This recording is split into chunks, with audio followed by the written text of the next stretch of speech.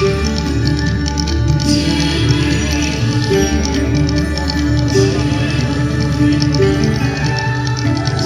का आखिरी बादशाह इब्राहिम लोदी जब गद्दी पर बैठा, तब तत्कालीन पंजाब सूबे के सूबेदार दौलत खान लोदी से उसकी अनबन शुरू हो गई। दौलत खान लोदी ने बाबर से मदद मांगी। अब दौलत खान की मदद की गुहार ने उसे भारत की धरती पर कदम रखने का मौका दे दिया था और बाबर ने वो मौका नहीं छोड़ा। मुगलों की फौज पानीपत के मैदान में डट गई। दौलत खान के विद्रोह और मुगलिया तोपखानों के आगे इब्राहिम लोदी की फौज टिक न सकी। इब्राहिम लोदी की हार हुई और मुगल बादशाह बाबर को भारत की पुण्य भूमि पर साम्राज्य बनाने का अवसर मिल गया। ऐसे में चित्तौड़ चुप कैसे रहता।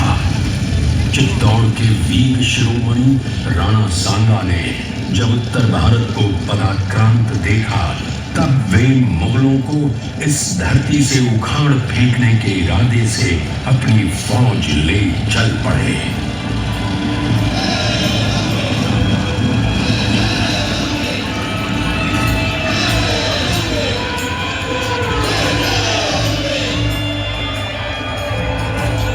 खानवा की लड़ाई में वीर राजपूत योद्धाओं ने मुगलों के छक्के छुड़ा दिए। एक समय लगने लगा कि राणा की जीत निश्चित है।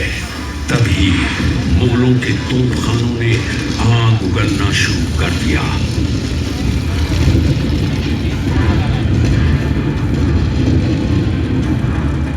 राणा युद्ध हार गए और ब्रजमंडल के साथ आसपास की भूमि पर बाबर ने कदम जमा लिए। का पहला कार्यक्रम आज उद्घाटन कार्यक्रम आज शुरू हुआ है। आगरा वासियों को, देशवासियों को, प्रदेशवासियों को बहुत बहुत महत्वपूर्ण क्षण के लिए बधाई। आज पहले शो हुआ है। ये शो आज से ही लगातार प्रतिदिन शाम को 7:30 बजे से एक शो हिंदी में चलेगा, 15 मिनट के गैप के बाद एक शो इंग्लिश में चलेगा और ये शो प्रदर्शन लगातार होने का काम हो सकेगा। और इस शो के माध्यम से आगरा किला के मामले में ही नहीं, बल्कि अपने भारत के इतिहास के तमाम पन्ने जिनकी जानकारी अगली पीढ़ी को होनी चाहिए, वो उनके सामने आ सकेगा, इतिहास सामने आएगा। और मैं समझता हूँ कि देश और विदेश के लिए, आगरा के गौरव बढ़ाने के लिए, आगरा की और पृष्ठभूमि मजबूत करने के लिए, आगरा के इतिहास को जानने का देशी और विदेशी पर्यटकों के अवसर मिलेगा। दूसरी ओर इस चूँकि नाइट में होना है ये शो, तो निश्चित रूप से जो भी यहाँ पर्यटक आएंगे उसका नाइट स्टे भी करेंगे, रुकेंगे। जो अब तक सबसे बड़ी कमी थी कि स्टे ताजमहल देखे 2 घंटे में राजस्थान की तरफ चले जाते थे, अब पर्यटक यहाँ नाइट स्टे करेंगे। और नाइट स्टे करेंगे तो आगरा के कारोबार में, व्यापार में, छोटे से बड़े व्यापार में एक बड़ी वृद्धि होगी। एक नया राजस्व प्राप्ति का एक माध्यम बनेगा, जिससे यहाँ की खुशहाली और आर्थिक गति बढ़ाने में बहुत ही मदद मिल सकेगी, ऐसा मेरा विश्वास है। आज इसकी शुरुआत यहाँ के आगरा के सभी माननीय जनप्रतिनिधि, माननीय विधायक, जिला पंचायत अध्यक्ष, हमारे केंद्रीय मंत्री एसपी सिंह बघेल साहब के साथ सभी जो भी हमारे संगठन के जिलाध्यक्ष, अन्य लोग के समक्ष पहली प्रस्तुति आज हुई है।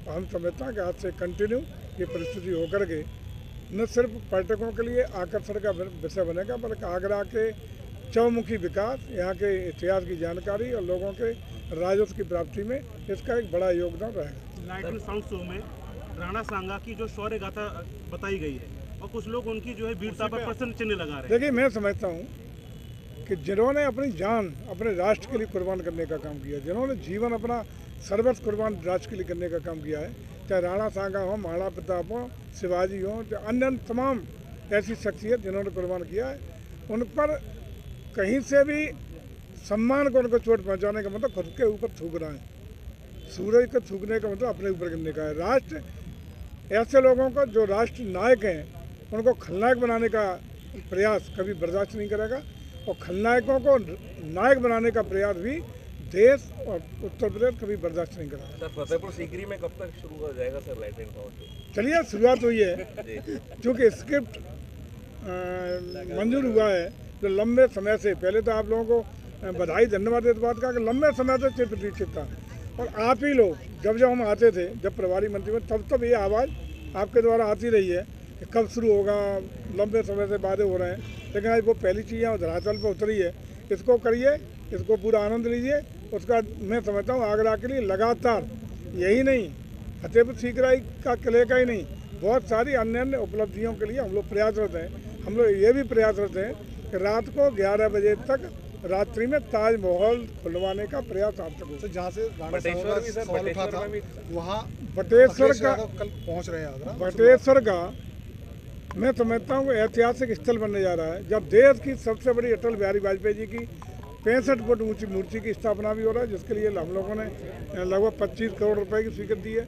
वहाँ 101 शंकर जी के मंदिरों के आसपास का कंजर्वेशन का कार्य और भिन्न भिन्न ऑडिटोरियम हो, अन्य म्यूजियम हो, अन्य चीज़ें देने का काम कर रहे हैं।